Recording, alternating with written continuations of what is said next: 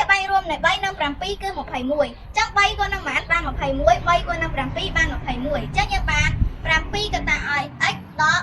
2លើ7គុណនឹង3បូកនឹង1គុណនឹងប៉ុន្មានបាន21 1គុណនឹង21បាន21អញ្ចឹងយើងបាន21លើ21ស្មើនឹង7គុណនឹងប៉ុន្មានបាន21 7គុណនឹង3បាន21អញ្ចឹងយើងបាន3គុណនឹង x លើ3គុណនឹង7ជាយើងសេមក7កតាឲ្យ x ដក2លើ7 3ដង21បូកនឹង21លើ21ស្មើ3គុណនឹង x ស្មើនឹង 3x លើ3 7ដង21អញ្ចឹងអង្គទាំងពីរមានភាគបែកដូចគ្នាចឹងយើងត្រូវលុបភាគបែកនឹងចោលនៅសល់តែភាគយកទេចឹងយើងបាន7កតាឲ្យ x ដក2បូកនឹង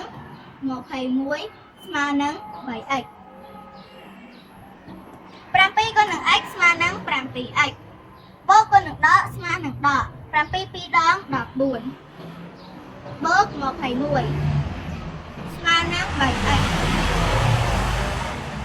7x បូក 3x ចេញមកនេះដក 3x